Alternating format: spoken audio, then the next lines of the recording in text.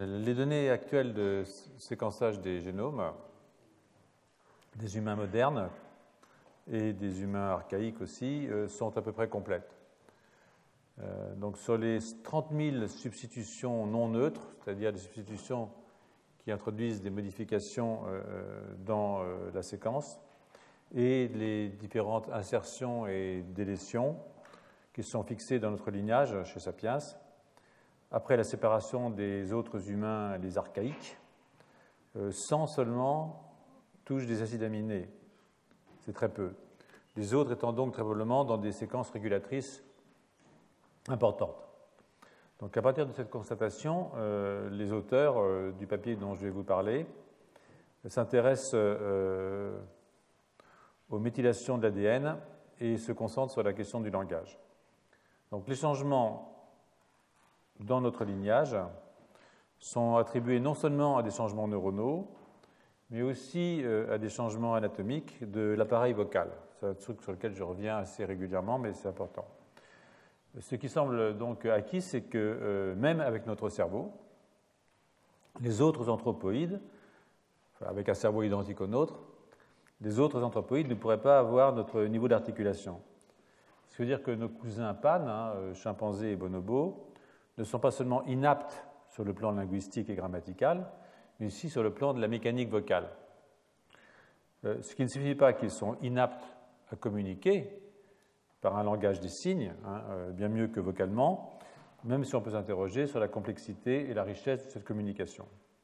Donc pour s'en tenir au seul répertoire vocal, l'étendue des variations phonétiques est dictée par l'appareil vocal. Ce qui veut dire par la position du larynx, de la langue, des mandibules et des lèvres. Les humains sont les seuls primates, actuellement vivants, les seuls primates, je ne parle pas des archaïques, les seuls primates à présenter une proportion 1-1, vous voyez, à peu près carré ici, entre les dimensions horizontales et verticales des voies vocales. Cette proportion est spécifiquement humaine, et elle est permise par une réduction de la face. On voit bien que la face du chimpanzé et la face de Sapiens, ce n'est pas tout à fait la même chose. Une réduction de la face et une descente du larynx. Et que le larynx est en position plus basse chez Sapiens que chez le chimpanzé. C'est en tout cas ce qu'on observe entre nous et les chimpanzés, puisque pour Néandertal, les restes cartilagineux sont quasiment absents, et qu'on ne peut pas trancher sur la forme de la bouche d'un néandertalien ou d'un dénisovien. Cependant, comme nous l'avons déjà vu, j'en ai parlé au début, les osioïdes, l'osioïde, il est là, en jaune, les osioïdes et la forme de la voûte osseuse qui surplombe la cavité buccale sont similaires entre les deux espèces humaines, ce qui ne dit pas si elles ont des capacités vocales et linguistiques identiques, mais probablement sur le plan de la mécanique, ça devait fonctionner à peu près de la même façon. L'article de ses collègues ici s'appuie sur ce qu'on appelle un séquençage bisulfite du génome à partir de fémurs, de dents, de phalanges, de côtes, d'humains modernes, contemporains ou plus anciens et d'humains archaïques, néandertal, dénisovien. Contemporains plus anciens, ça veut dire des gens qui sont morts récemment, et d'autres qui ont peut-être pu vivre il y a 1000, 10 000, 20 000 ans, mais qui étaient des humains. Donc je vous expliquerai un petit peu plus tard, mais ce type de séquençage dit bisulfite permet de distinguer ce qu'on appelle les CPG méthylés, c'est-à-dire les cytosines qui sont méthylées dans des dimères CPG, des CPG non méthylés. Et la méthylation des cytosines dans les CPG est une modification épigénétique qui est très importante, qui consiste à ajouter un groupement méthyle, CH3, sur les cytosines des dimères. Des dimères CPG, mais maintenant on sait que c'est aussi des autres dimères, disons CPX, ça peut être AT et GC. Alors ils ont séquencé comme ça 6 chimpanzés qui ont servi de groupe externe, ce qui permet de savoir le long de quel lignage les modifications sont produites, humains ou chimpanzés. Donc, ils ont pris Ils ont identifié 18 080 loci qui montrent des différences de méthylation. On appelle ça des DMR. Alors ensuite, on a retiré évidemment tous les sites qui pourraient correspondre à des différences interindividuelles, l'âge, le sexe, ou différents types de structures, et ils en sont descendus à 6731 6731 régions différentiellement méthylées, qui ont été classées par niveau de signification. Le groupe externe a permis d'identifier les lignages qui portent ces modifications. Alors, les gènes différentiellement méthylés, qu'on appelle DMG, gènes différentiellement méthylés, sont définis comme comprenant une région différentielle à moins de 5 kilobases du gène. On peut penser que quand on est à moins de 5 kilobases du gène, une méthylation peut modifier l'expression de ce gène. Donc ça, c'est assez conservateur parce qu'on peut aussi modifier l'expression d'un gène en étant à 100 kilobases, voire à 200 kilobases, s'il y a un repliement de la structure, ce dont je vous parlerai un peu plus tard.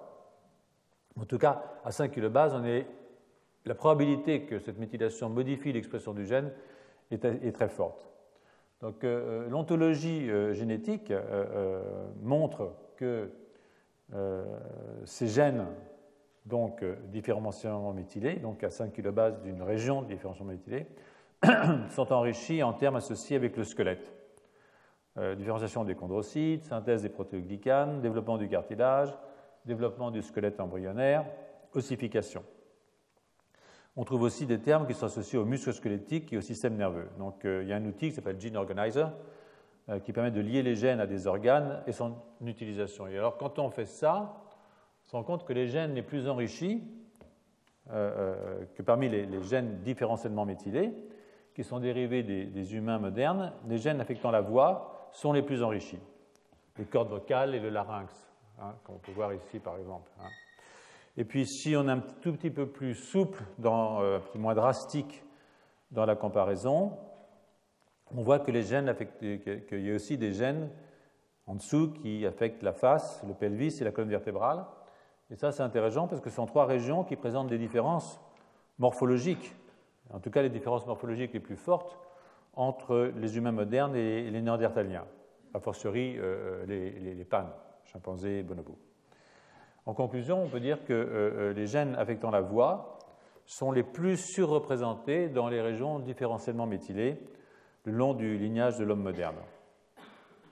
Donc, on proposera, ce que les auteurs font, que les niveaux de méthylation de plusieurs gènes affectant la voix ont changé depuis la séparation entre les humains modernes et les humains archaïques. Les chimpanzés, c'est le groupe externe, et ce qu'on regarde, c'est la différence entre les archaïques et les modernes, les archaïques étant les néandertaliens, pour faire vite. Donc la question importante est, pour chaque gène, c'est de l'étendue de ces changements et de leurs conséquences. Donc ils ont scanné les génomes complètement, de 100 kilobases en 100 kilobases, et ils ont regardé la fraction de CPG différentiellement méthylée chez les humains modernes, et ça, c'était soumis à une analyse computationnelle. Alors cette fraction est double de la moyenne pour tous les gènes qui affectent la voix. Parmi les 5 gènes différentiellement méthylés les plus importants, 3 affectent le squelette du larynx, ACAN, SOX9 et COL2A1. C'est énorme parce qu'en en fait, il y a seulement 2% des gènes, 502 gènes, qui sont impliqués dans la morphogénèse du larynx. Donc ça, c'est vraiment une surreprésentation des régions différentiellement méthylées. Donc si on se penche sur la nature de ces gènes, on voit confirmer leur implication cartilagineuse et squelettique, qui confirme que la paléontologie génétique peut venir au secours d'une paléontologie fondée sur la fossilisation, en particulier quand il concerne des tissus mous, non conservés. Donc,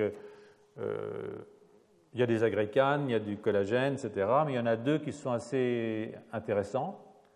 Un qui s'appelle SOX9 et l'autre s'appelle NFIX, et ce sont des gènes qui sont des facteurs de transcription. NFIX se fixe sur un promoteur de SOX9, en même temps que SOX9 régule l'expression des 2 autres gènes, ACAN et COL2A1. Donc, COL2A1, c'est un gène qui est impliqué dans la croissance du squelette et les processus de pré-ossification, y compris au niveau du larynx. Et la méthylation du promoteur de SOX9, chez Sapiens, réduit son activité comme celle des gènes cibles. D'une façon générale, ce qu'on constate, si vous voulez, c'est une hyperméthylation chez les humains modernes du promoteur de SOX9 et de 3 enhancers proximaux. Donc, NFIX, donc, je vous disais, c'est un des gènes les plus dérivés chez les humains modernes, du point de vue de la densité des méthylations. Donc, il a vraiment été hyperméthylé. Il est classé 13e dans les tissus squelettiques. En fait, tous les tissus squelettiques sont modifiés, mais pas seulement le larynx et l'os, hein, comme je vous l'ai dit tout à l'heure. Comme N-fix se fixe justement sur un enhancer de SOX9, on peut imaginer une corrélation entre le changement de morphologie faciale et celui de l'appareil vocal. Alors, si vous regardez les données de la pathologie, des mutations de N-fix affectent la morphologie faciale humaine. Il y a une hypoplasie de la face, hein, voilà, donc ça c'est une maladie dans laquelle on a des mutations de N-fix, et vous voyez que la morphologie faciale humaine, c'est une hypoplasie, elle devient beaucoup plus plate. Il y a une rétraction de la mâchoire inférieure, c'est le syndrome dit de Marshall-Smith et Malan, et dont dans la maladie de Marshall-Smith, une anomalie du larynx. Donc on peut proposer, si vous voulez, que quand je réprime mon activité N-fix, j'aplatis un peu ma face. Plutôt quand je l'active, ça c'est les méthylations. Hein. Oui, quand je diminue encore, alors plus je méthyle, et moins j'ai d'activité. Et puis je peux avoir une zone ici qui est la zone des humains normaux, vous voyez comme ça. Si je mute, et donc j'ai une très petite expression de N-fix, donc j'ai une hyperméthylation, à ce moment-là je peux avoir une maladie de ce type. Mais évidemment, vous voyez que chez Néandertal, on peut imaginer que son profil facial était celui d'un humain dans lequel l'activité de N-fix était supérieure à ce qu'elle est chez un humain moderne. Et donc, très probablement qu'il y a une relation possible entre méthylation et changement de la forme de la face, mais très probablement, si on regarde les différences de méthylation entre l'humain moderne et les néandertaliens, il est probable que le profil néandertalien était un peu différent du nôtre, ce qui évidemment peut avoir des conséquences sur ses capacités linguistiques. Donc, avant de revenir au langage, un peu plus tard, à travers un rappel sur FOXP2, parce que FOXP2 a été très souvent discuté ici, en particulier dans mon cours, je veux aussi vous en dire un peu plus sur les méthylations de l'ADN en rapport avec l'évolution de Sapiens. Donc ça, je vais le faire à travers un article de Hernando et RAS, qui est sorti dans PLOS Génétique en 2015. Et on s'interrogera un peu plus tard sur la façon dont les méthylations se maintiennent au fil des générations. Parce qu'en fait, ces méthylations ne sont pas dans l'ADN, c'est-à-dire que ça veut dire que s'il y a quelque chose d'épigénétique qui se maintient de génération en génération, il faut bien comprendre le mécanisme qui est impliqué dans cette addition des groupements méthyl sur les CPG chez Sapiens, en particulier, en tout cas les différences entre espèces. Donc il existe trois types de méthylation, je vous le rappelle, je vous l'avais dit mais je le rappelle, trois types de méthylation. C'est une addition d'un groupement CH3 sur une base nucléotidique de l'ADN. Donc il y a les méthylations sur les adénines, les 6-méthyladénines, il y a les méthylations en 4 sur les cytosines et en 5 sur les cytosines. Donc les deux premières, en 4 sur les cytosines ou sur les adénines, sont des méthylations qui sont très souvent, qu'on rencontre surtout chez les prokaryotes, les bactéries, etc. Certains eucaryotes aussi, mais la 5-méthylcytosine est la modification, celle dont je vous parle jusqu'à maintenant, depuis le début du cours, est la modification qui est prédominante chez les eucaryotes, donc chez nous. Alors chez les mammifères, beaucoup de dimères CPG sont soit isolés, soit relativement isolés dans le génome, à certaines distances, donc il n'y a pas, soit ensemble, formant ce qu'on appelle des îlots CPG, c'est-à-dire des CPG, très denses. Et entre 60 et 80% des CPG sont isolés. Et ces CPG sont le plus souvent méthylés. Mais les îlots CPG, c'est-à-dire quand tous les CPG sont rassemblés et concentrés, la méthylation est beaucoup plus faible. Ils sont plutôt peu méthylés. Donc, les îlots CPG qui sont proches de promoteurs, 60% de gènes ont un îlot CPG au voisinage de leur promoteur. Et quand ils sont méthylés, ce ne sont pas les endroits les plus méthylés, mais quand ils sont méthylés, ça c'est très souvent synonyme de répression de l'expression. C'est ce qui se passe dans l'inactivation du X. Vous écoutez le cours d'Edith Hurd, par exemple. C'est ce qui se passe aussi dans les phénomènes d'empreinte parentale, etc. Donc la fonction des méthylations hors des CGI, des îlots CPG, sont assez mal comprises, ces fonctions, même si une méthylation dans le corps du gène, dans le gène lui-même, est souvent associée à une régulation de l'épissage, c'est-à-dire sauter un intron ou deux introns, rassembler le premier exon au troisième, au deuxième, etc. La répression des éléments transposables, sur lesquels je vais revenir de façon appuyée, du fait de leur rôle dans l'évolution, les éléments transposables sont des morceaux d'ADN qui soit se décrochent et s'insèrent ailleurs, soit sont transcrits en ARN, puis rétrotranscrits en ADN et vont s'insérer ailleurs. Donc, ce sont des éléments qui sont très mobiles dans le génome et qui sont très importants pour l'évolution, comme je viens de le dire. L'impression des éléments transposables passe par leur méthylation. C'est-à-dire que la méthylation des éléments transposables bloque, si vous voulez, la mobilité du génome et donc, d'une certaine façon, l'instabilité du génome. Alors, comme je viens de vous le dire, jusqu'à récemment, on parlait uniquement des méthylations des CPG, mais aujourd'hui, il faut être un petit peu prudent parce qu'il semblerait que d'autres dinucléotides commençant par une cytosine, CPA, CPT, CPC par exemple, soient aussi reconnus par les DNA-méthyltransférases. Rajouter d'un CH3, c'est une enzyme, DNA-méthyltransférase, qui rajoute un méthyle sur l'ADN. Il y a un point qui est assez important, c'est la nature mutagène des cytosines méthylées en position 5, des 5-méthylcytosines. En fait, les 5-méthylcytosines sont susceptibles d'une déamination spontanée qui conduit à une mutation de cytosine en thymidine. C'est-à-dire que le CPG va se transformer en TPG. C'est une mutagénèse qui est accélérée, qui est naturelle, et elle a pour effet qu'alors que la divergence, et ça c'est vraiment important par rapport au mythe des 1,23%, alors que la divergence moyenne entre sapiens et le chimpanzé est de 1%, le fameux 1,23%, au niveau des sites CPG, qui sont très importants pour la régulation de l'expression génétique, au niveau des sites CPG, cette divergence passe à 15%. Parce que quand on est méthylé, et comme il y a des méthylations différentielles entre l'homme et le chimpanzé, quand je suis méthylé, je peux à ce moment-là introduire une mutation. Donc j'ai des mutations qui sont très enrichies localement au niveau des anciens sites CPG qui sont maintenant transformés en TPG. Donc cette augmentation de 1% à 15% de divergence au niveau des CPG a évidemment des effets importants sur l'expression génétique. Il est donc admis, plus qu'admis, que le haut taux de déamination des 5-méthylcytosines conduit à une déplétion relative des CPG, qui est une caractéristique des génomes de mammifères. Alors, comme je vous l'ai dit il y a un instant, il existe de nombreux îlots CG, CPG, qui sont peu méthylés. Donc, quand on a plein de CPG, il y a assez peu de méthyle sur les cytosines. Donc, ils sont peu déaminés, transformés CT, mais présents pour plus de 80% d'entre eux à moins de 10 kilobases d'un site de transcription, d'initiation de la transcription. Et cela répond en partie, nous allons revisiter ce point à un moment donné, à la question de l'héritabilité des patrons de méthylation.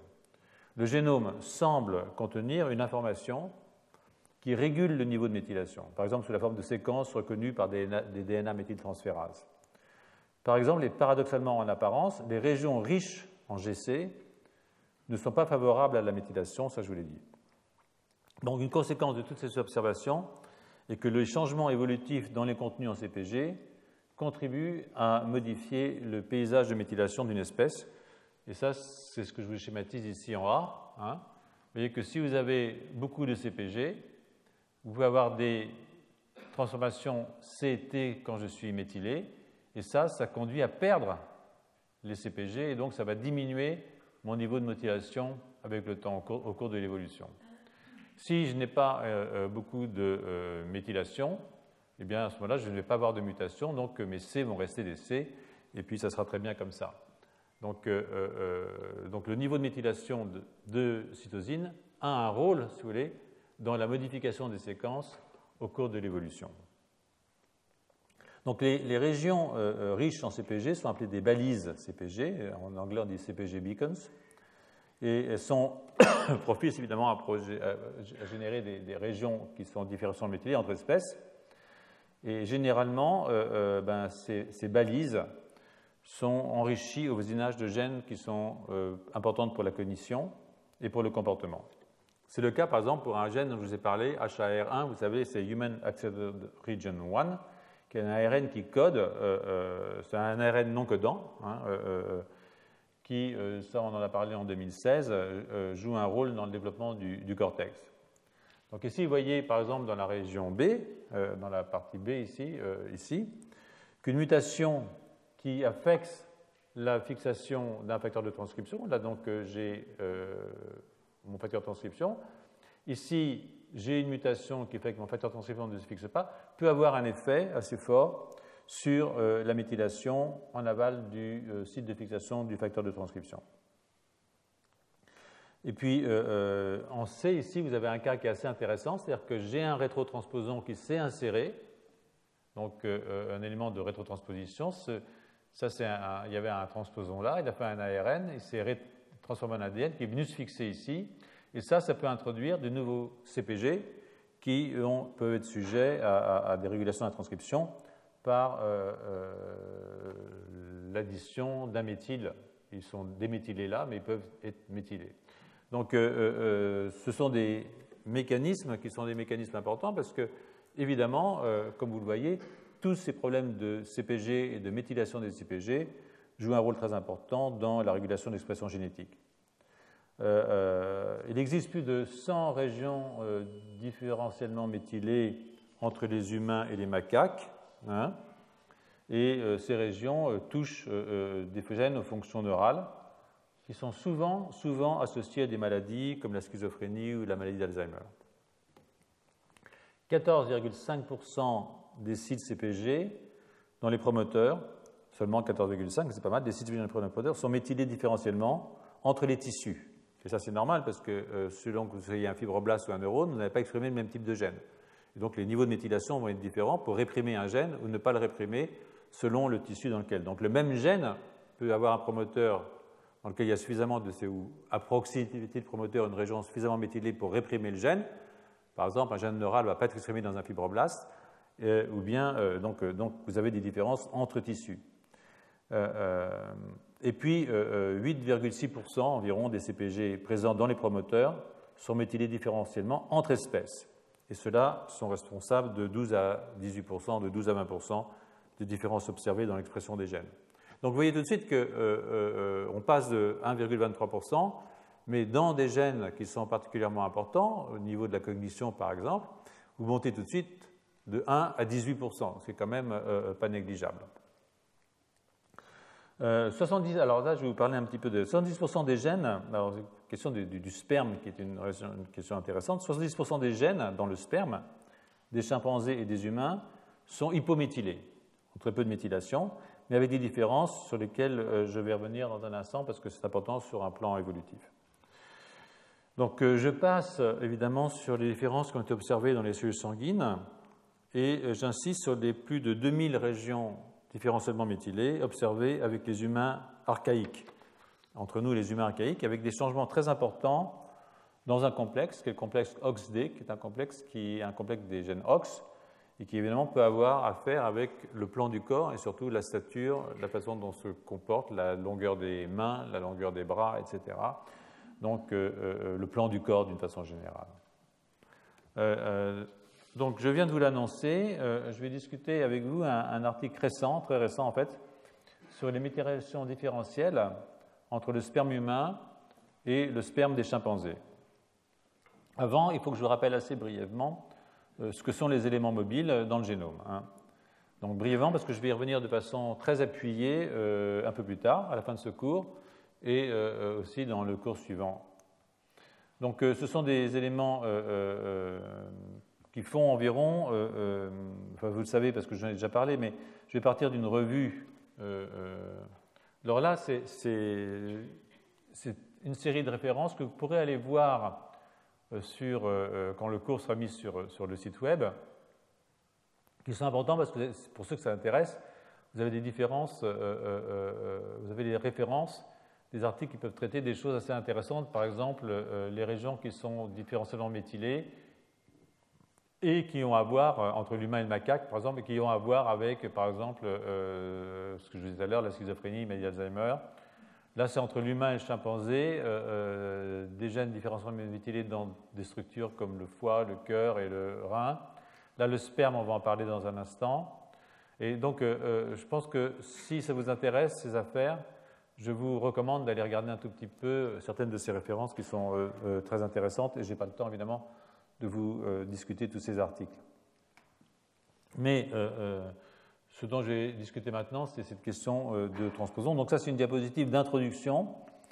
Dans le génome humain, comme vous voyez, il y a à peu près 45% du génome qui est constitué de transposons, ce qui veut dire d'éléments mobiles. Alors, rassurez-vous, ils ne bougent plus beaucoup. Ils sont ce qu'on dit fossilisés. Donc, beaucoup de ces éléments sont fossilisés, mais ça veut dire qu'au cours de l'évolution humaine, vous avez une très grande mobilité de l'ADN dans le génome. C'est-à-dire que le génome est quelque chose d'extraordinairement mobile. Le génome n'est pas un truc fixe, c'est quelque chose qui est très très mobile. Mais en tout cas, il a été très très mobile puisque ces gènes sont là et constituent 45% de notre génome. Donc, même si ces éléments sont fossilisés, donc ils ne se déplacent plus d'une région du génome à une autre, ils ne sautent plus, ils sont des gènes sauteurs, mais ils ne sautent plus, ils ont conservé des fonctions régulatrices. Et ils ont gardé ces fonctions parce que soit ils encodent des ARN régulateurs, c'est-à-dire qu'ils sont transcrits, ça fait des ARN, et ça, c'est des ARN qui sont régulateurs, soit parce qu'ils ont généré des domaines nouveaux de fixation de protéines régulatrices. Chez Sapiens, alors j'ai dit ils ne sautent plus, mais ils sautent encore un peu.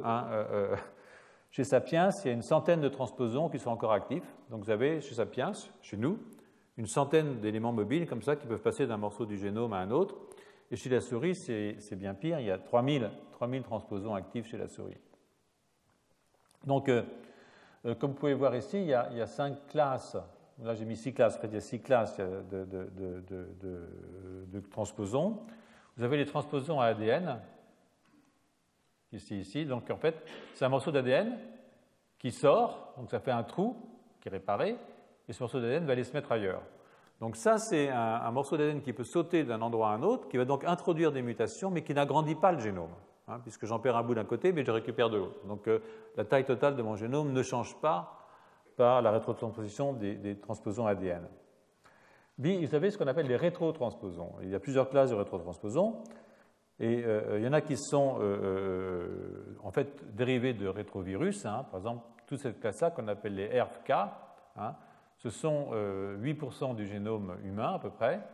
Et ça, c'est des. Vous voyez, ça ressemble tout à fait à un rétrovirus avec 2 LTR et puis 3 gènes GAG-POL-ENV qui est. Alors, est-ce qu'ils sont actifs? On ne le sait pas trop, mais certains le sont probablement. Donc, ça, c'est.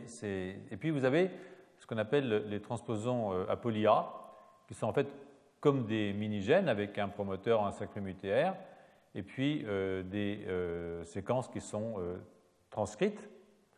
Et le chef, c'est les lines. Pourquoi c'est les chefs? Parce qu'ils font 2 protéines ORF1 et ORF2. Dans ORF2, vous avez une reverse transcriptase qui permettra de faire de l'ADN à partir de l'ARN et une endonucléase qui va permettre de se fixer, de faire un trou dans le génome et de s'intégrer pour le morceau d'ADN. Alors que ceux-là, ils sont capables de faire des transcrits en ARN, mais ils ont besoin des produits de lines pour faire de la rétrotranscription. Donc en fait, ils sont des parasites des lines. Ils sont des parasites super importants. Donc les lines, on dit qu'ils sont autonomes, ils peuvent tout faire par eux-mêmes, mais les autres transposons à poly A, eh bien, eux, ils ne sont pas endogènes. Et puis là, c'est ce qu'on appelle des pseudogènes, c'est-à-dire qu'en fait, vous pouvez avoir une transcription d'un morceau d'ARN qui va aller capter la reverse transcriptase et l'endonucléase d'un lines et faire donc s'intégrer et donc faire un pseudogène, c'est-à-dire un gène qui n'était pas prévu par le système. Donc les 2 activités, endonucléase et reverse transcriptase, ARN, ADN et endonucléase pour ensuite intégrer mon ADN dans le génome, sont évidemment extraordinairement importantes. Et la protéine ORF1P, elle, c'est différent. Elle lie l'ARN, elle le protège et elle le transporte vers le noyau. Donc, comme les transposons à DNA, tous les herbes, ou presque, sont mutés et ne peuvent rétrotransposer, ou presque. Mais certaines séquences herbes peuvent modifier la transcription au cours de l'embryogenèse précoce, et des protéines encodées par des gènes dérivés des herbes jouent un rôle, ça a été montré dans le développement du placenta. Il y a peut-être aussi un rôle dans certaines pathologies. Je ne vais pas vous le développer aujourd'hui, ni même la semaine prochaine, mais probablement l'année prochaine, où je consacrerai, je pense, mon cours au rôle de l'instabilité des génomes dans le développement et la physiologie du système nerveux. Donc, pour les lines, la situation est assez différente, puisqu'ils sont autonomes et que nombre d'entre eux sont actifs chez Sapiens et la souris, entre autres espèces. Donc, il y a 500 000 séquences quand même dans le génome humain, ça c'est vraiment important. Et comme je vous l'ai dit, une petite fraction des quelques 100 lignes actives de Sapiens peut être à l'origine de pas mal de pathologies humaines. Alors, les autres rétrotransposons à polia, signes et pseudogènes, sont partiellement actifs, mais comme je viens de vous le dire, sous la dépendance des lines. Donc, ces gars-là, c'est des gens relativement dangereux. Donc, le mécanisme de rétrotransposition, je vous le décris ici, c'est relativement simple. Vous avez donc la transcription de votre... Là, c'est pour un lines, par exemple. Vous avez la transcription en ARN. Donc, vous avez la partie de l'ARN qui encode ORF1 et ORF2. Donc, ça passe du noyau au cytoplasme. Et puis, je suis traduit. Donc, je vais avoir ORF1 qui va être traduit, ces petites protéines. ORF2 qui va être traduit. ORF1 se fixe sur le messager. Et ORF2, c'est l'activité reverse transcriptase. Donc, en fait, ce qui va se passer, c'est que ORF2 va faire de l'ADN à partir de l'ARN, et avec l'endonucléase, va faire un nick, va s'insérer ici. Donc, ici, vous avez votre poly-A, vous avez votre ARN, vous avez fait un nick, donc vous êtes là, et maintenant, ça va se balader, et avec ça, je vais faire de l'ADN. Et là, on ne sait pas très bien comment ça se passe, mais il y a un deuxième brin d'ADN qui est fait dans l'autre sens, et donc, ça va s'insérer dans le génome. Et vous voyez que quand ça s'insère dans le génome, ça crée une mutation insertionnelle. C'est-à-dire que je mets un truc comme ça, donc si ça s'insère dans un gène, ça va couper le gène en deux. Si ça s'insère dans une région régulatrice, ça va modifier ma région régulatrice. Donc ça, c'est une possibilité, un mécanisme d'évolution des génomes qui est extraordinairement fort. Donc, alors des fois, le transposon peut se mettre dans un trou qui existe déjà. Et ça, c'est un rôle de réparation, ce qu'on appelle le bandage, ou endonucléase indépendant, insertion indépendante de l'endonucléase, parce qu'il y a déjà une cassure. Donc, dans cette diapo, vous pouvez voir ici, par exemple, que ce qu'a fait ORF2, c'est qu'il a pris un messager classique, donc, qui était dans la cellule, ça c'est un signs qui utilise le ORF2 et l'ORF1 de line 1, donc c'est le côté parasite. Et puis là, c'est un messager classique qui était là et qui a été rétrotranscrit, et donc il va être réinséré dans le génome, et ça va me doubler ce gène. Ça va me faire, alors il peut être muté, ça peut faire un pseudogène, si ça ne va pas jusqu'au bout, mais ça peut faire une duplication génique. Alors, ce ne sont pas des événements qui sont complètement sans intérêt, parce que si vous regardez un tout petit peu les rétrotranspositions de séquences lines, ALU et SVA, qui sont des signs de façon générale, ils se produisent au cours de la méiose, c'est-à-dire au moment où on fait des cellules germinales, avec une rétrotransposition sur 20 méioses, c'est quand même pas rien, pour les ALU, une sur 20 à 200 méioses pour les lines et une sur 900 pour les SVA. Et ça induit, vous imaginez bien, des différences interindividuelles entre les cellules germinales. Même si vous avez le papa ou la maman, les cellules germinales sont en plus modifiées par ces modifications, ces insertions. Si vous prenez deux personnes au hasard dans la population, elles diffèrent environ par 300 insertions qui entraînent des modifications transcriptionnelles. Et ces rétrotranspositions, alors ça c'est au cours dans les cellules germinales, mais ces rétrotranspositions touchent aussi des tissus somatiques, et par exemple les cellules souches neurales. Et ça, je ne sais pas si vous vous rappelez l'année dernière, mais je vous avais raconté qu'il y a des cellules souches neurales dans l'hippocampe qui font des nouveaux neurones glutamatergiques dans l'hippocampe, dans ce qu'on appelle le gyrus denté, et dans cette prolifération, alors ça c'est des cellules souches, ça c'est le comportement d'amplification, ça c'est la différenciation, donc ça fait comme ça, et à ce niveau-là, vous avez une rétrotransposition, en tout cas c'est ce que propose Rusty Gage, ce qui fait qu'au bout d'un certain temps, même si vous avez deux jumeaux, hein, eh bien, ils auront des modifications de leur génome au niveau des cellules souches, des neurones qui sont générés au niveau de l'hippocampe. Donc, probablement que dans d'autres tissus somatiques, on a aussi des modifications de ce type. Donc, je vous indiquerai plus tard, j'y reviendrai, et ça c'est indiqué ici, que, et là c'est indiqué avec des séquences ALU, hein, donc des signes, c'est bien que quand vous avez des duplications comme ça de fragments assez régulièrement espacés dans le génome, au moment des recombinaisons, vous avez des reconnaissances qui font que vous allez avoir des délétions de gènes et vous avoir des duplications de gènes. Et ça, c'est très important parce que c'est un très fort moteur évolution que de perdre un gène ou que de dupliquer un gène. Et donc, j'y reviendrai un tout petit peu plus tard dans ce cours.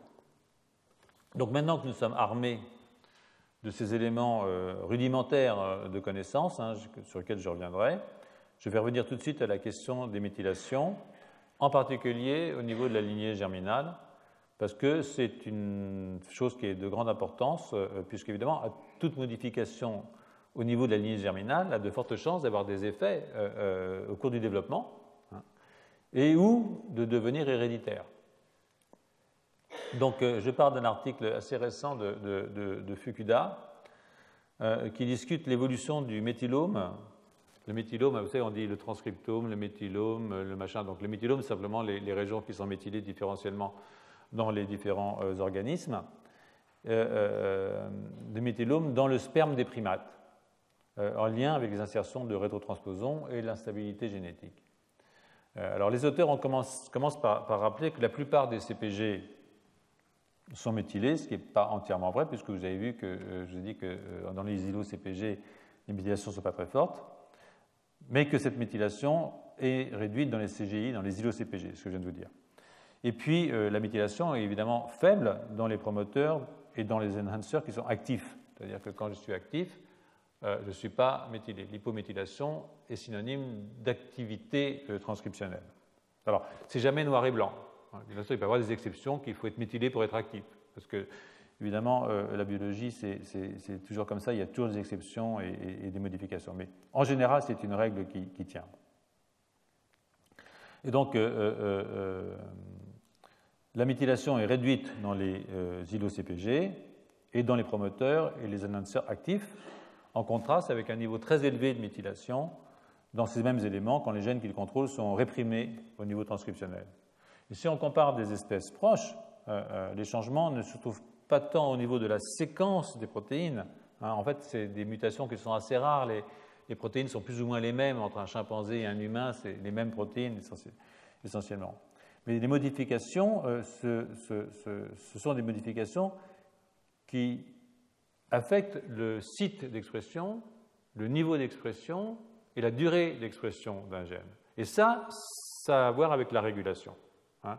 Où suis-je exprimé, à quel niveau et pendant combien de temps, ce n'est pas le gène qui lui-même modifié, c'est les éléments régulateurs qui sont modifiés.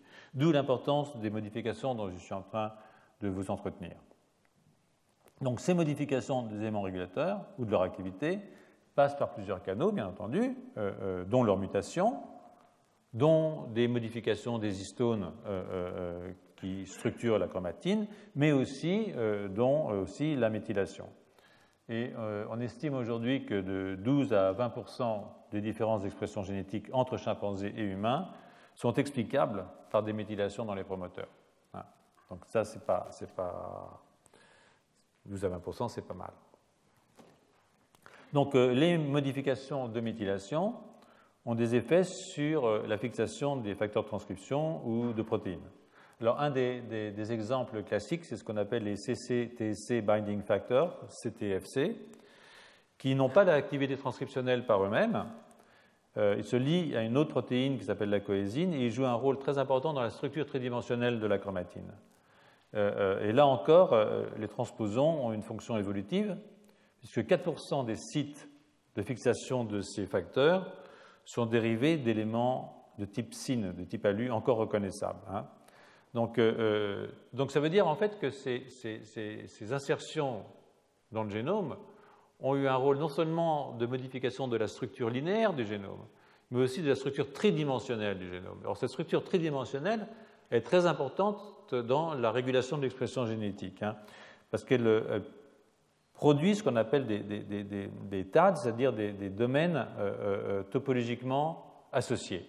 C'est un terme qui a été inventé par Edith Hurd, Topologically Associated Domains, et c'est évidemment crucial parce que la structure tridimensionnelle va vous mettre par exemple un enhancer à côté d'un promoteur.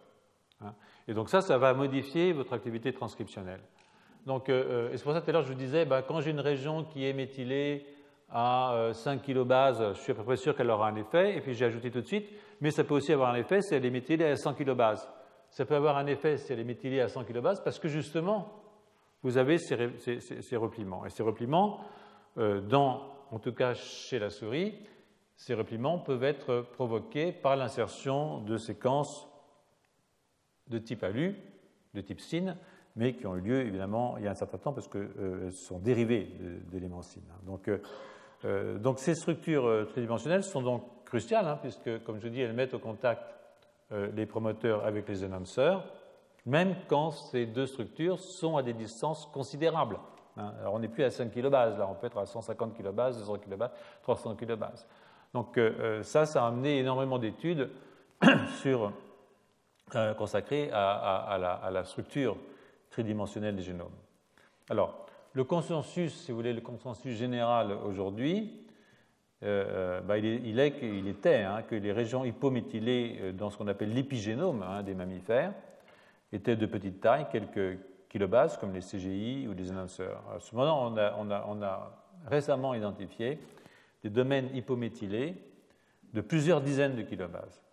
Dans les tissus normaux, ces domaines hypométhylés sont plutôt riches en G et en C et souvent marqués par des histones particulières comme H3K27-méthyl3 ou H3K4-méthyl3, qui sont des formes modifiées d'histone H3 avec des effets transcriptionnels. Donc, les changements de méthylation des régions hypométhylées se produisent au cours de la différenciation ou dans des cas de pathologie. Donc, les mécanismes de formation et de maintien ou non de ces régions sont mal connus et les auteurs se sont penchés sur les chimpanzés et les humains, de nouveau avec les macaques comme groupe externe. Alors, j'y viens, les techniques utilisées pour voir des méthyls, c'est ce qu'on appelle le séquençage bisulfite. Vous avez ici la technique très claire, qui est assez simple. Ça fonctionne dans ce principe. Donc, vous voyez qu'on peut identifier des cytosines méthylées en 5. Ça peut être méthylé ou hydroxyméthylé. Mais si vous avez des cytosines méthylées ou hydroxyméthylées, par une technique de modification par le bisulfite, vous allez transformer le C en T, et ces deux gars-là, ils sont résistants, on va simplement transformer en C. Donc, quand vous allez comparer cette séquence-là avec cette séquence-là, vous saurez où il y avait des méthylations. Et par un processus d'oxydation, vous pouvez aussi transformer cette 5-HMC en 5-FC, et puis ensuite faire un bisulfite, et là, vous allez avoir deux transformations en T, et ici, une transformation en C. C'est-à-dire que quand vous faites toutes ces séquences, finalement, vous êtes capable de savoir où vous aviez, ça c'est un 5' cytosine, vous êtes capable de savoir où étaient vos régions 5-méthylcytosine ou 5-hydroxyméthylcytosine.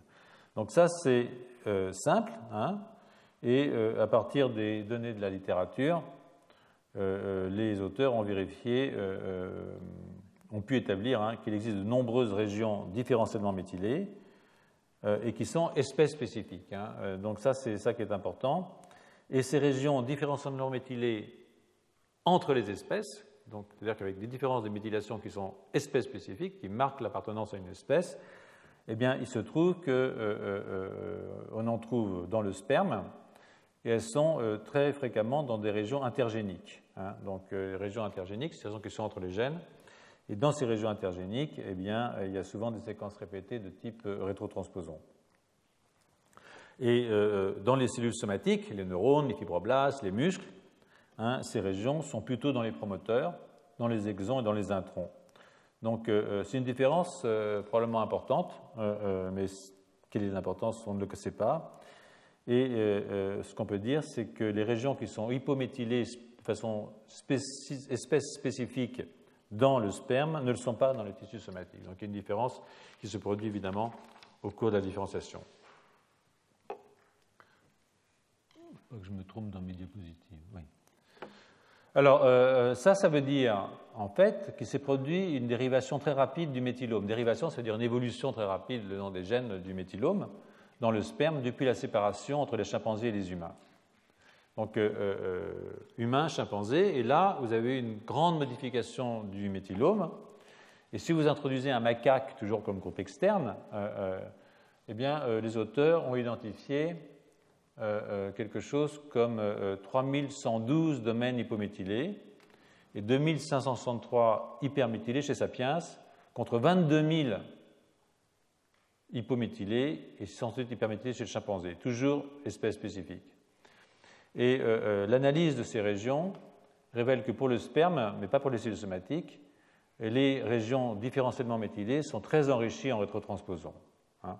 Donc, en fait, 40% des régions différentiellement méthylées dans le sperme contiennent des rétrotranspositions de la famille ALU, enfin ALUY en fait, SVA beaucoup moins et THEC1 encore beaucoup moins.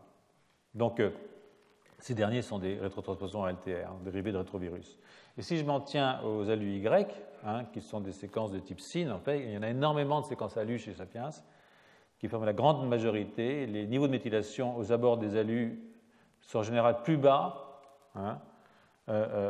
chez Sapiens que chez... vous voyez, on a ici une insertion et vous voyez que les niveaux de méthylation sont plus bas chez Sapiens que chez le chimpanzé. Là, on regarde human versus chimp et là versus une chimp.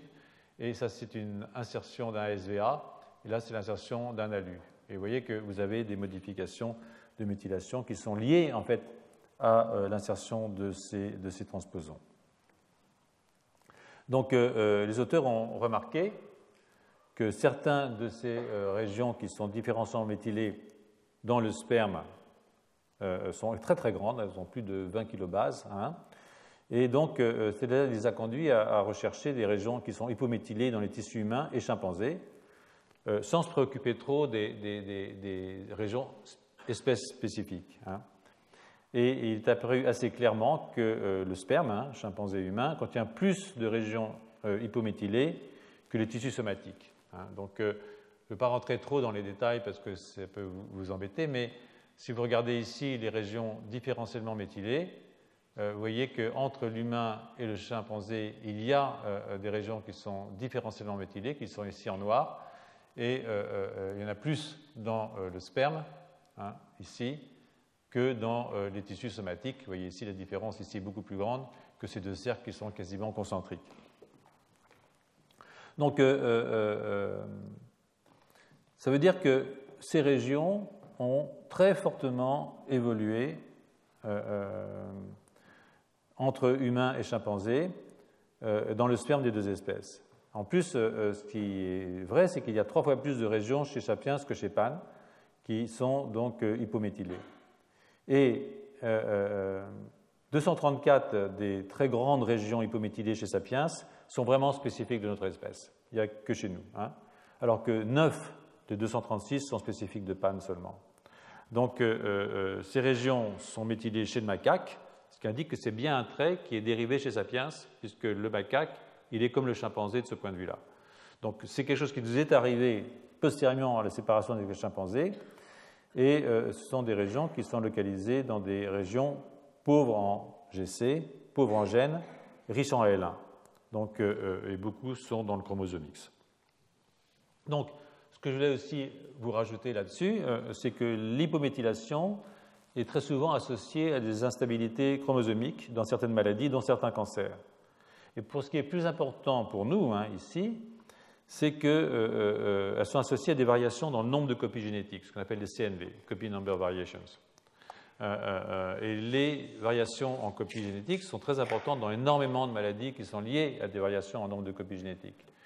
Donc, il est apparu que les régions hypométhylées, partagées par les deux espèces ou spécifiques de l'humain, sont très souvent associés donc à ces domaines, à des CNV. Alors je ne sais pas si j'ai mis une dia là-dessus, mais ce n'est pas impossible, oui, vous voyez. Donc quand vous avez des régions qui sont différentiellement méthylées entre l'homme et le singe, hein, voilà, ici vous avez une région ici qui est hypométhylée, chez l'homme uniquement, vous avez à proximité une région qui a un changement dans le nombre de copies du gène. Vous avez ici la même chose ici, pour une autre insertion, là c'est sur le chromosome 4, ça c'est sur le chromosome 6. Et donc ça peut avoir, avec ce que je vous disais tout à l'heure, de la possibilité de faire des crossing over et d'introduire ainsi des duplications génétiques. Donc on peut supposer qu'il existe un lien entre les régions hypométhylées dans le sperme et les différences spécifiques entre les espèces et des changements génétiques entre les espèces. Donc, dans leur discussion de ce papier, qui est un papier qui est un petit peu compliqué, bien entendu, mais bon, évidemment, tout ça est un peu compliqué, je veux bien l'admettre, mais c'est assez important de comprendre que c'est compliqué, c'est-à-dire que il ne suffit pas de dire il y a 1,23% de différence entre l'homme et le chimpanzé pour dire l'homme est un chimpanzé à 98%. C'est plus dur que ça. C'est-à-dire qu'il faut un petit peu se creuser la tête et aller voir pourquoi c'est idiot de dire ça, pourquoi c'est plutôt, je dirais, paresseux. Donc, dans la discussion, les auteurs reviennent sur le contenu du papier. Ils insistent sur certains points, dont le fait que parmi les rétrotransposons éteints, il y en a un qui est enrichi dans les régions espèces spécifiques différentes métiers, à la fois dans les lignées germinales et somatiques. Hein. Et celui-là, il s'appelle LTR12C.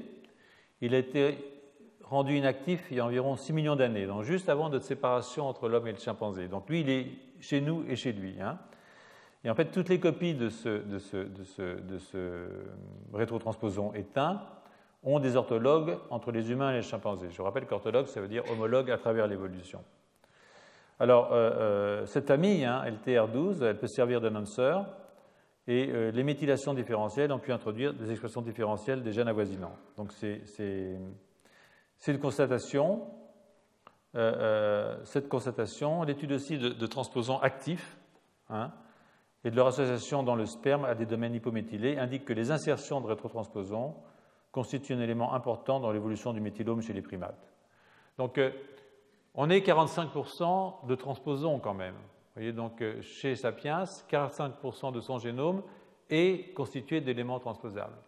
Et ce que vous avez ici, s'il y a une seule chose à retenir, c'est que ces éléments, ces rétrotranspositions, ces passages, ces amplifications de gènes à travers ces duplications par rétrotransposition sont responsables d'énormément de modifications des méthylations. Et comme vous avez des modifications de méthylation, vous avez des modifications d'expression génétique.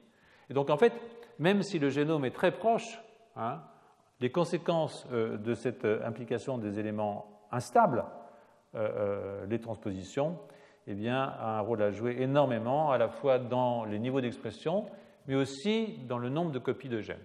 Et aussi dans les déplétions de gènes, dans les trous qu'il y a, parce qu'évidemment, vous avez des duplications, mais aussi des délétions.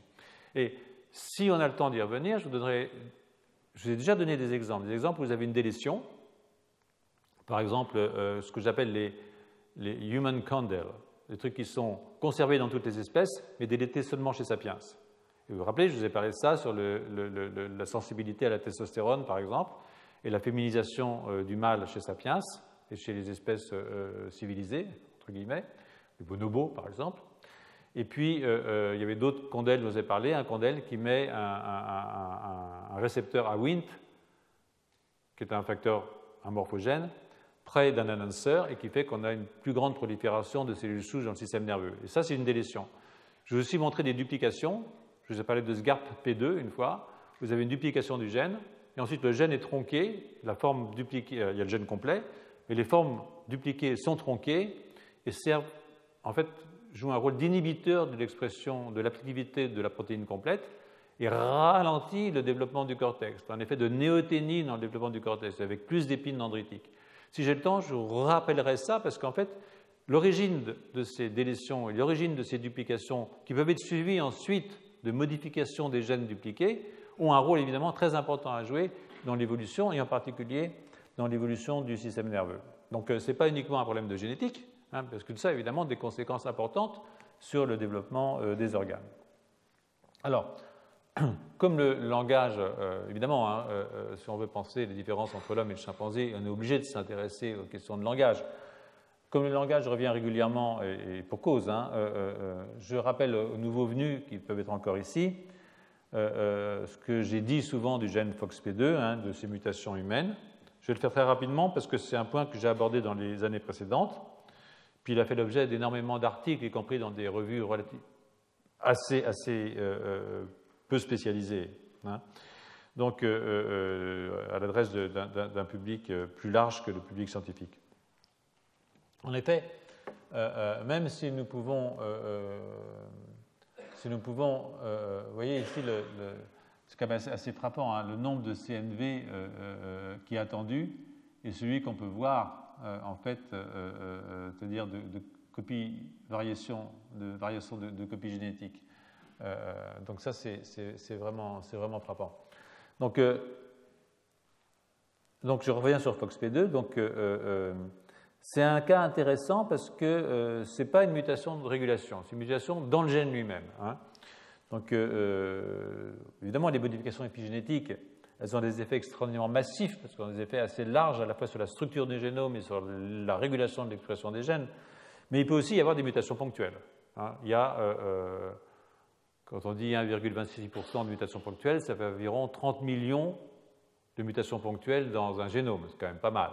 Bon, la plupart dans des régions non codantes, hein, puisque le génome, c'est 98% de régions non codantes, mais ça fait quand même 2%, si vous voulez, de 30 millions, faites le calcul vous-même, ça fait quand même pas mal de mutations. Je pense que ça doit faire quelque chose de l'ordre de 30 000 à 60 000 mutations dans des gènes, au sens protéines. D'accord ?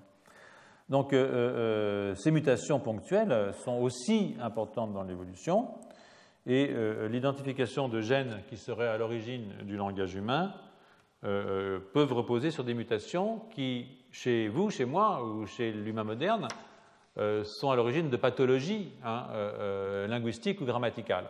Et c'est le cas de ce gène qu'on a appelé FOXP2, qui est un facteur de transcription de la famille des Winch-Delix, et c'est un facteur de transcription dont la perte, hein, chez Sapiens, la troncation, la mutation forte, peut diminuer l'activité ou la diminution d'activité affecte le langage.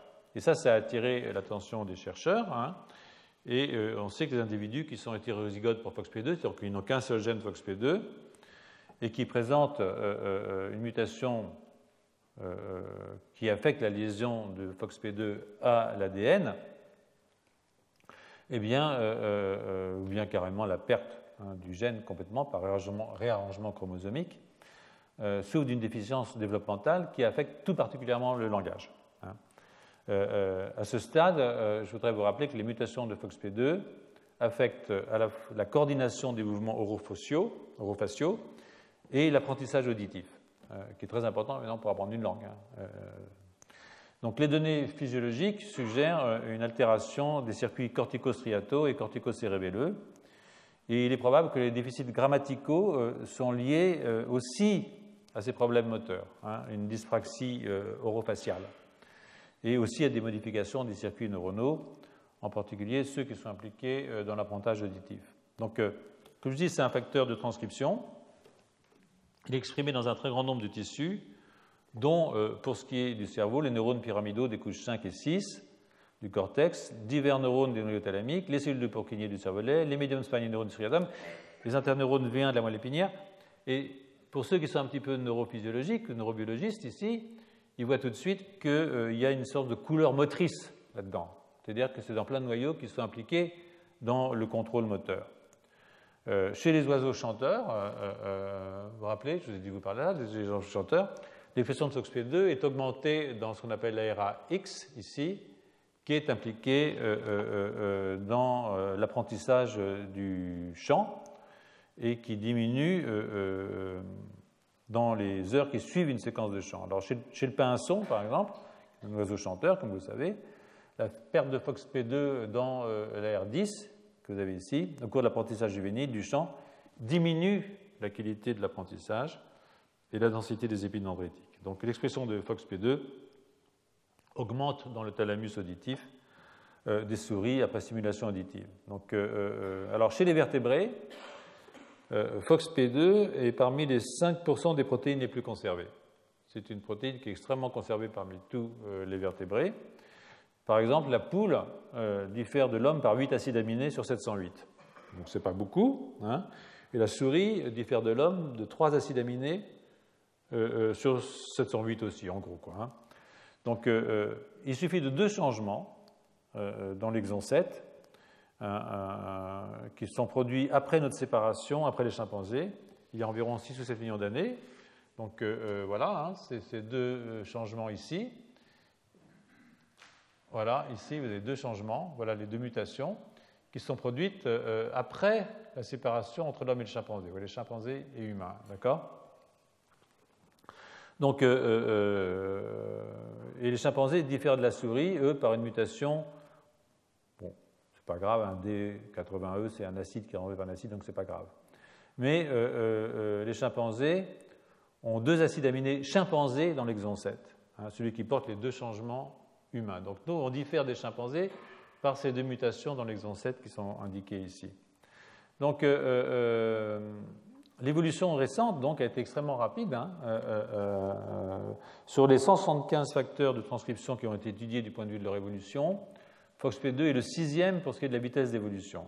Hein, et les 5 autres, ils sont dans le système immunitaire ou dans la spermatogénèse. Donc une telle vitesse d'évolution, elle peut être soit positive, c'est-à-dire adaptative, c'est-à-dire qu'elle peut apporter un avantage. Elle peut aussi dire qu'il y a un relâchement complet de la sélectivité, c'est-à-dire que ce gène n'a aucun intérêt et donc il peut muter autant qu'on veut. Mais si on regarde les séquences de part et d'autre, on a pas mal d'arguments pour dire qu'en fait, c'est une évolution positive, donc adaptative. En fait, si c'était n'importe quoi, eh bien, on aurait un polymorphisme beaucoup plus grand. Or, le polymorphisme génétique est relativement faible. Donc, pour l'exon 7, les 2 mutations se sont fixées il y a environ 200 à 300 000 ans, et elles sont présentes chez les humains archaïques, c'est-à-dire qu'elles sont aussi présentes chez les néandertaliens et chez les dénisoviens. Hein. Alors, je vous rappelle le scénario, il y a un groupe d'hominidés qui a quitté l'Afrique il y a 200 à 400 000 ans, et il a divergé en 2 groupes. Il y a un groupe asiatique, hein, les dénisoviens, il y a un groupe européen, les néandertaliens, puis 140 000 ans plus tard, il y a donc environ 60 000 ans, Sapiens sort à son tour d'Afrique et envahit l'Europe avec un métissage limité avec les néandertaliens. Vous vous rappelez, essentiellement des mâles néandertaliens qui couchaient avec des femelles sapiens, mais jamais le contraire. Comme je dis, je refuse de faire des hypothèses sur les raisons de cette asymétrie. Mais le plus important est que les 2 mutations qui nous distinguent des chimpanzés se sont produites avant notre séparation avec les néandertaliens et les dénisoviens. C'est-à-dire qu'eux aussi, ils avaient ces 2 gènes qui sont des gènes spécifiquement humains qu'on trouve chez l'humain moderne et chez l'humain archaïque. Alors, si on introduit la mutation humaine chez la souris, alors évidemment, on fait souvent ça, c'est-à-dire qu'on prend des différences entre l'homme et les néandertals, et puis on l'introduit chez la souris. Donc on utilise la souris comme un tube à essai. Évidemment, la souris s'est séparée de nous il y a 70 millions d'années, donc évidemment, il faut prendre ces résultats avec une certaine précaution malgré tout. Mais si on fait ça, on se rend compte que ça a des effets assez importants chez la souris. Je ne vais pas vous les rappeler tous parce que il est déjà 6h03. Je suis à peine à la moitié du cours, mais enfin, c'est pas grave.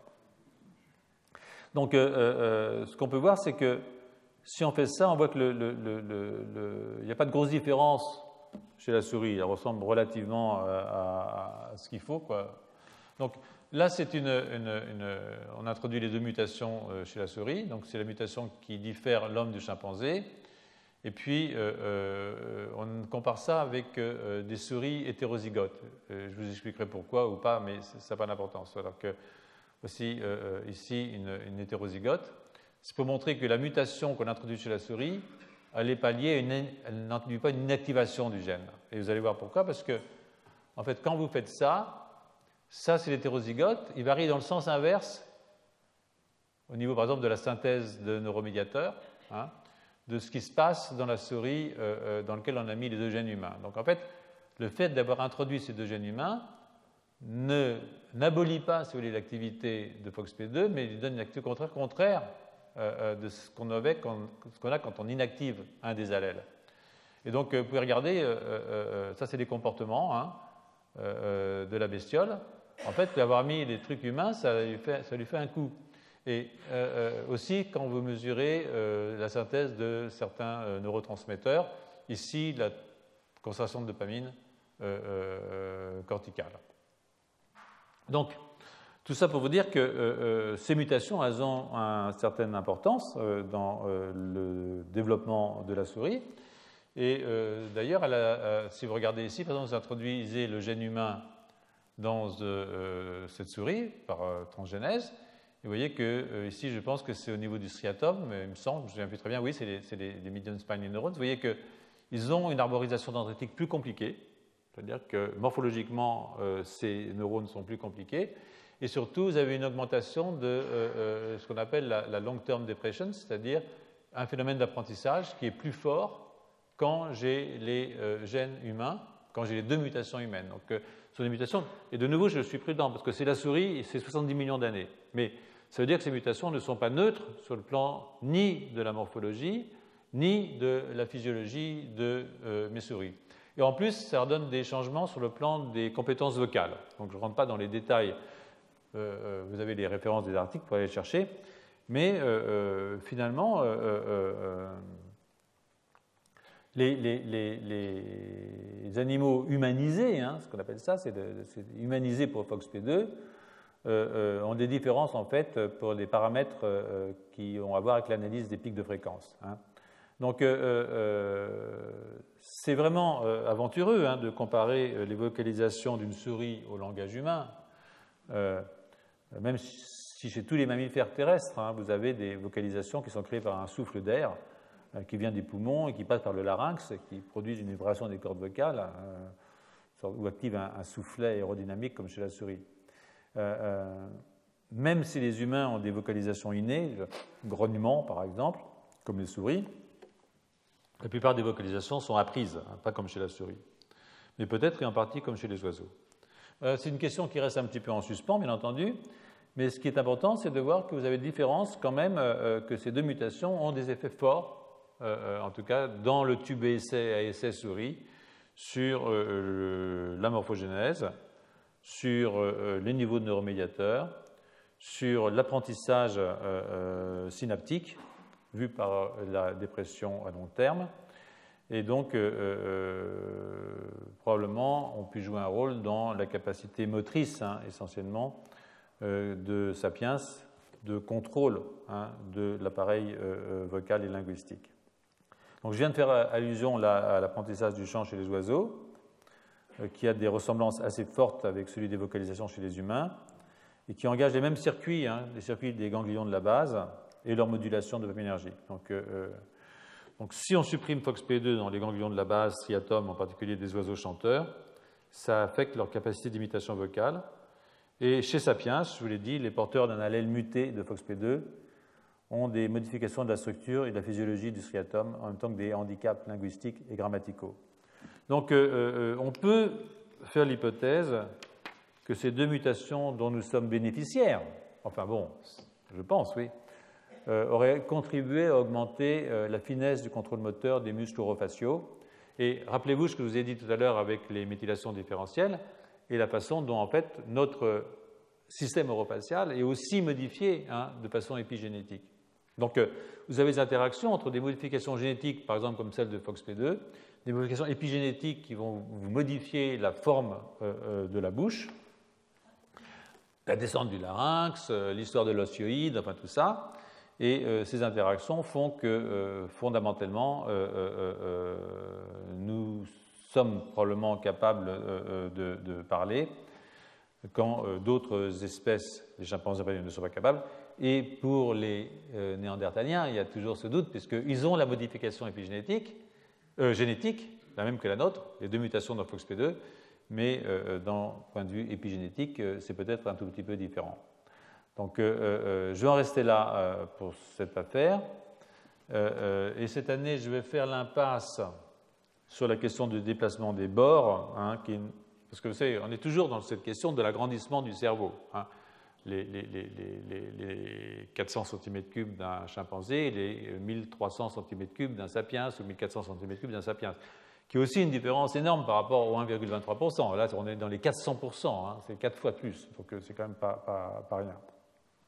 Mais, comme je vous le disais dans un des cours, ce n'est pas uniquement un problème d'agrandissement du cerveau, le cerveau qui a cette taille-là, qui devient comme ça, mais c'est aussi, évidemment, quand j'agrandis mon cerveau, le problème de déplacement des bords, c'est-à-dire j'agrandis, mais en même temps, je vais donner plus de place à l'avant et moins de place à l'arrière. Hein. Et ça, je vous renvoie évidemment au cours de l'année dernière, mais ce qui se passe dans le cerveau humain, c'est qu'il y a une place plus grande faite aux aires antérieures, hein, par rapport au cerveau postérieur. Hein. Et ça, des manips par imagerie par résonance magnétique que j'ai décrite l'année dernière, donc je vous renvoie au cours de l'année dernière, suggèrent que ces modifications ont une base génétique, hein, avec au moins 4 grands domaines, le domaine frontal, au moins 4 grands domaines, le domaine frontal, le domaine sensoriel, le domaine temporal, et puis un domaine postérieur, qu'on pourrait dire un domaine visuel pour faire large. Hein. Et c'est une division grossière, évidemment, qui nous rappelle les expériences de génétique qui ont été faites il y a plusieurs années par l'équipe de Denis Soleri, qui démontrent que si on modifie l'équilibre entre 2 facteurs de transcription, eh bien, on peut modifier les surfaces occupées par les aires antérieures ou postérieures. Hein. Donc ça, je vous rappelle ça. Oubliez ça, ce n'est pas la peine. Vous avez 2 facteurs de transcription, un bleu et un rouge. Je ne dirai pas comment ça s'établit, mais disons que le bleu, ce serait PAX-X et que le rouge, ce serait EMX2, qui sont 2 facteurs de transcription. Et vous voyez que pour un cerveau qui a la même taille, hein, si je supprime un de ces facteurs de transcription, eh bien, je vais augmenter l'avant aux dépens de l'arrière. Et que si je supprime l'autre, ou si je diminue son activité, c'est un facteur de diminution de PAX6, small i, je vais augmenter l'arrière aux dépens de l'avant. Hein. Et là, vous voyez, c'est le système sensoriel. On voit que dans un hétérozygote EMX2, c'est-à-dire que j'ai retiré qu'un seul des gènes, mais vous voyez que le système sensoriel, qui est représenté ici, c'est la représentation des vibrisses sur le museau d'une souris, vous voyez qu'il est postériorisé et que le système visuel postérieur, il est diminué de taille.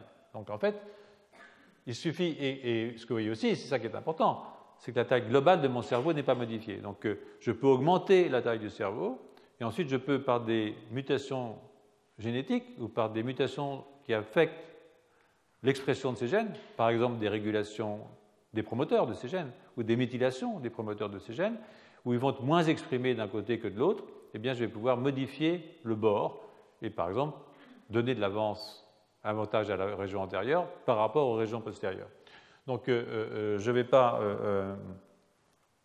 trop rentrer là-dedans parce que je voudrais quand même pouvoir en terminer avec les aspects génétiques essentiels, et en particulier ceux qui sont liés, comme je vous le disais, à l'instabilité du génome. Hein. Et donc je reviens à mes affaires de transposons, et je terminerai dans 15 jours en revenant sur la physiologie et la morphogénèse. Mais je ne suis pas sûr que j'aurai le temps. Peut-être que je resterai sur les transposons. Je suis désolé, mais bon, je verrai. Hein. Mais c'est une affaire qui est vraiment importante si on veut vraiment comprendre la différence entre, comprendre d'abord l'évolution en général, hein, vertébrés, invertébrés, tout ce que vous voudrez, mais aussi si on veut comprendre ce qui nous sépare les singes que nous sommes aux singes qu'ils sont. Hein, pas les mêmes singes tout à fait. Donc, je vous ai parlé depuis le 2 octobre, hein, quand on a commencé le cours, de délétion, de duplication, de mutilation. J'aurais pu insister, je ne l'ai pas fait, sur les épissages alternatifs. Et en fait, tous ces événements qu'on va voir avec l'expression génétique, donc la régulation de l'expression des gènes, pas les gènes eux-mêmes, mais la régulation de leur expression, tous ces éléments sont fortement influencés par les insertions d'éléments transposables. Hein.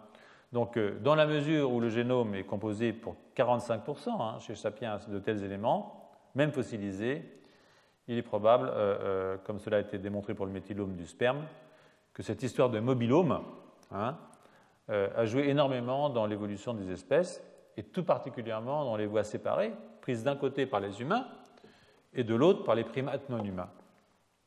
Au premier rang desquels, bien sûr, on va mettre les chimpanzés. Ils sont quand même nos cousins les plus proches. Hein, ça, c'est pas négociable. Dans cette optique, je crois qu'il est intéressant de se pencher sur la façon dont les transposons modifient la physiologie du génome et sur les insertions qui se sont produites depuis notre séparation d'avec ces lointains cousins. Et c'est ce sur quoi je vais maintenant m'engager. Donc, je vais commencer par une revue extrêmement simple, que vous avez déjà vu une image de ça. Hein. C'est la revue donc, de Kazazian. Hein. Donc, de nouveau, on a les différentes classes de mutations, de transposons. Hein, je ne vais pas revenir là-dessus. Là, c'est un glossaire. Et donc, pour ceux d'entre vous qui sont intéressés, je les engage à aller prendre cette référence sur le site et de regarder le glossaire, qui est évidemment important si on veut creuser un tout petit peu. Alors, comme je disais, les transposons ADN, quand ils sautent, ils se décrochent, ils laissent un espace qui se referme, bien entendu, et ils se vont ailleurs. Donc, en fait, même s'il y a beaucoup de transpositions de transposons ADN, ça n'augmente pas la taille du génome, hein, parce que ce que je perds d'un côté, je le gagne de l'autre, ou ce que je gagne d'un côté, je l'ai perdu avant. Donc, ça, c'est autre chose. Mais les autres, évidemment, ils ont. Donc, on ne s'étonnera pas, c'est seulement 3% du génome. Hein. Ils sont quelque part par là. Mais les autres, évidemment, il y a un phénomène d'amplification qui est lié au fait que je suis transcrit, puis rétrotranscrit, puis inséré. Donc, ce qui, en fait, est une sorte de multiplication de ce gène, c'est-à-dire que c'est un envahissement du génome jusqu'à occuper 45% du territoire. Donc, je vous ai dit que l'histoire de placenta, j'en ai parlé. Je ne vais pas vous embêter et répéter ce que j'ai dit tout à l'heure. Donc là, le mécanisme de rétrotransposition, je vous l'ai donné déjà il y a un certain temps, tout à l'heure, donc je ne vais pas revenir dessus. Hein. Je vous ai dit que les rétrotransposons SINES, il n'y a que le LINES qui est autonome, donc en fait, les autres utilisent les protéines ORF1 et ORF2 des LINES. Et puis, je vous ai, je ne répète pas, le nombre de mutations, 1 sur 20 méioses pour ALU, etc. Alors, les éléments mobiles, et ça c'est un point intéressant, ont d'abord été identifiés, caractérisés comme des agents mutagènes, hein, à l'origine de maladies. Par exemple, quand vous sautez, vous insérez dans un gène, que vous interrompez le gène, si ce gène est intéressant sur le plan physiologique, vous allez provoquer une maladie. Hein. Et donc, par exemple, il y a un L1 tronqué, hein, qui a été découvert. Alors, tronqué, pourquoi? Parce que quand je fais ma reverse transcriptase, c'est-à-dire que je prends mon ARN ici, et puis que je reviens de l'autre côté pour faire un brin d'ADN qui va s'insérer dans le génome. Des fois, je m'arrête avant la fin. Je tombe. Et donc, je ne transcris pas entièrement mon ARN. Et donc, je fais un ADN tronqué. Mais comme la région 5' est extrêmement importante pour la transcription, ce truc-là, il va être inséré, mais il va être inséré pas complètement, ce qui fait que je vais avoir un morceau qui va devenir inactif. Hein. Donc, je peux insérer un élément comme ça, qui peut être un élément tronqué, dans un gène, pas forcément tronqué, mais par exemple, il y a un gène qui code pour le facteur 8, qui est donc impliqué, dont la mutation a un rôle à jouer dans l'hémophilie. Et donc, il y a un L1 tronqué dans le gène de facteur 8 dans un cas d'hémophilie qui a été découvert. Hein. Il y a d'autres insertions pathologiques de ce genre qui ont été découvertes depuis, hein, y compris dans les tissus somatiques. Il y a un truc dans le cancer du côlon, par exemple. Et il y a aussi des maladies du système visuel, donc dans le cancer du sein. Voilà, donc c'est le pourcentage de maladies qui sont liées comme ça à des insertions illégitimes, hein, d'éléments transposables est relativement faible chez l'homme, hein, c'est de 0,1% à peu près, environ. Mais il est très important chez la souris. Les souris aussi peuvent être malades, hein, de l'ordre de 10%. Donc ça, pourquoi? Évidemment, c'est lié au fait que chez la souris, il y a 3000 transposons actifs, et chez Sapiens, il y a une centaine de transposons actifs. Donc on est quand même beaucoup moins mobile au niveau du génome, nous, Sapiens, que les souris. Hein. Donc, En plus, chez les humains, il y a plein de L1 complets, de transposons complets. Il y en a 3000 qui sont complets, mais ils sont rendus inactifs par des mutations non-sens. C'est-à-dire qu'il y a des mutations dedans qui font qu'ils sont rendus inactifs. Alors, il y a aussi différents types de classes représentées, et vous verrez ça un tout petit peu plus tard.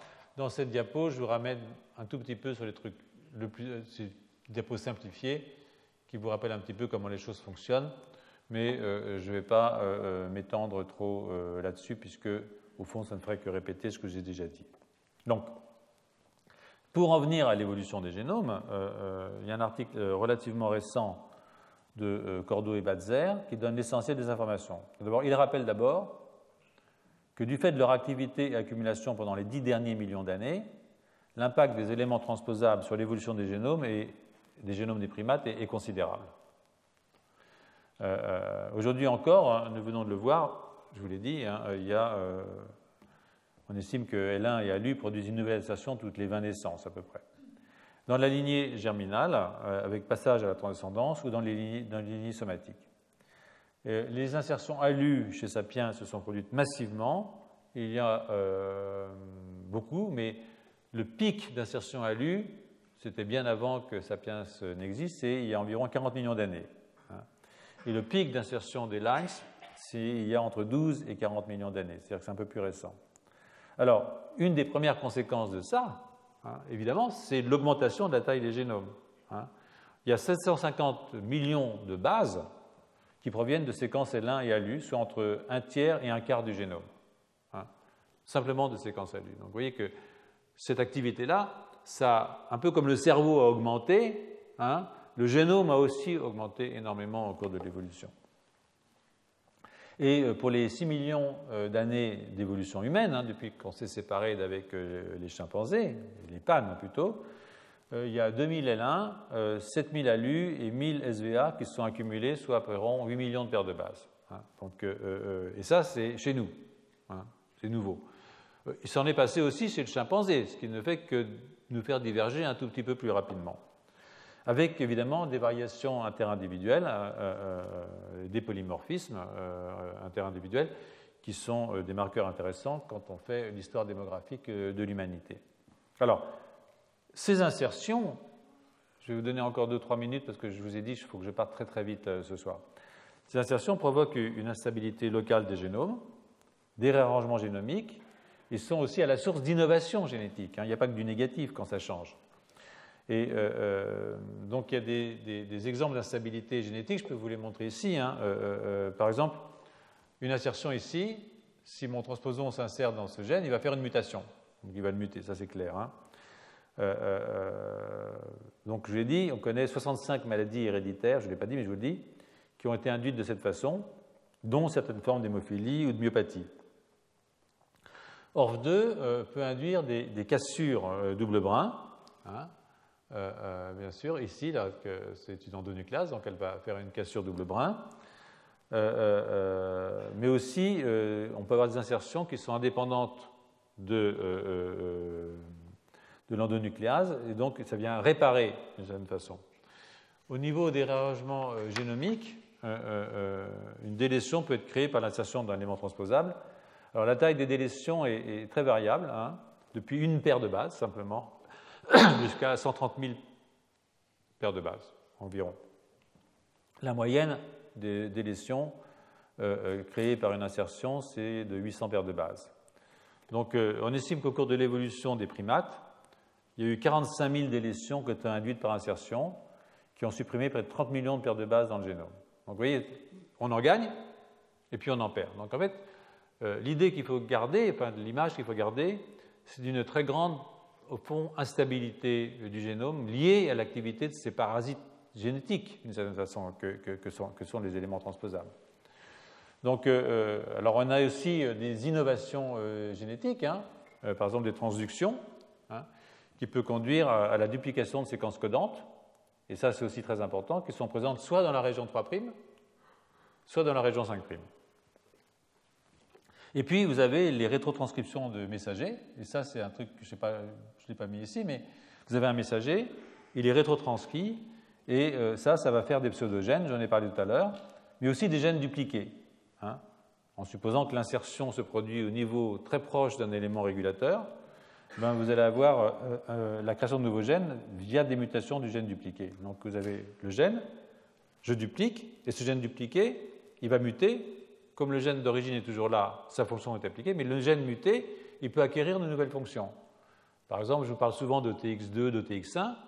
OTX1 est probablement un gène qui est venu d'une duplication de TX2.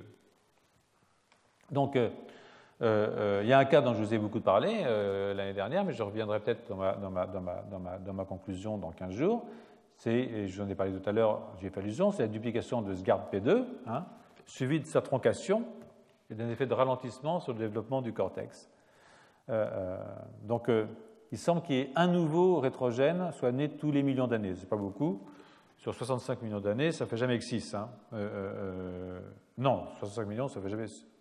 Non, ça ne fait jamais que 6 depuis qu'on s'est séparé des chimpanzés.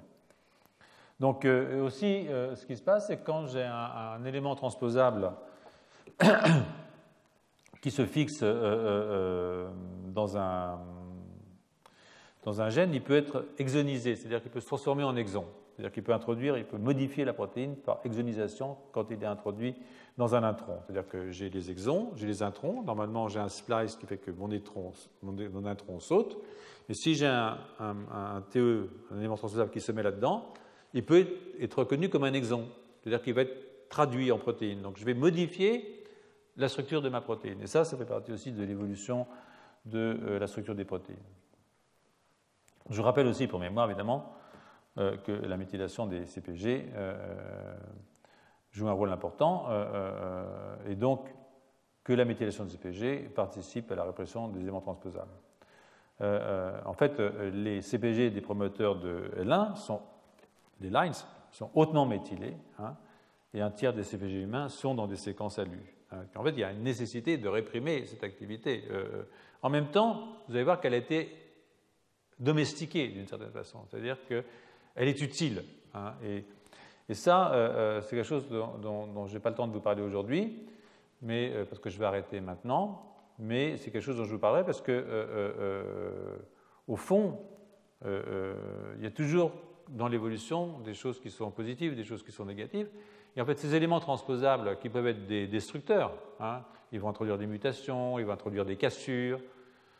En même temps, ils sont aussi physiologiquement actifs, ils ont aussi un intérêt, et j'ai donné encore un tout petit paragraphe, et je reprendrai la semaine prochaine sur l'intérêt. Donc, ils jouent un rôle important dans le développement et la physiologie des organismes actuels. Hein. Donc,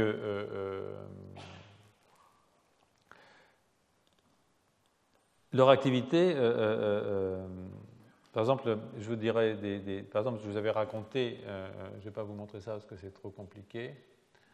Ça, c'est une exonisation, hein, je vous rappelle. Donc là, par exemple, ce transposon s'est mis dans un intron entre deux exons, et puis tout d'un coup, il produit un nouvel exon. C'est-à-dire que ça va me donner une complication de ma protéine. Hein. Donc, c'est juste un exemple. Donc, ces éléments transposables, ils sont normalement exprimés au cours du développement. Par exemple, ici, ce que vous pouvez voir, c'est que vous avez, dans le placenta, vous avez certaines expressions. Vous avez des expressions dans le cerveau embryonnaire. Hein, et puis, ensuite, vous allez voir que des activités aussi dans le cerveau adulte. Et par exemple, L1 est plus exprimé, c'est un line, est plus exprimé dans le cerveau adulte que dans la peau. Hein, donc, ça va être différent entre les organismes. Et ici, vous avez quelque chose sur lequel j'avais attiré votre attention l'année dernière et encore cette année, c'est que dans les cellules souches, hein, vous avez de la rétrotransposition, hein, donc souche neurale. Donc, je vais arrêter là. Je reprendrai, je résumerai la semaine prochaine un tout petit peu ça parce que c'était un cours compliqué, effectivement. J'en ai conscience. Donc, je vais vous le simplifier pendant les 15 jours qui viennent, faire un petit résumé simplifié de cette affaire.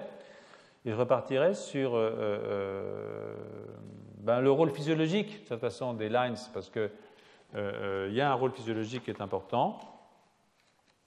Et puis, vous voyez, j'ai quand même un petit peu de retard sur le cours, mais je ne veux pas gâcher la chose en l'expédiant. Et donc, la semaine prochaine, je vous ferai un petit résumé pour que, pas dans semaine, dans 15 jours, un petit résumé pour que les choses, parce qu'on accueille la FRM la semaine prochaine, donc on m'a privé d'amphi.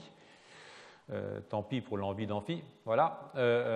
Mais dans 15 jours, d'abord vous aurez le temps de réfléchir, vous l'aurez eu sur le site. Éventuellement, je pourrai répondre à certaines questions et essayer de vous éclairer.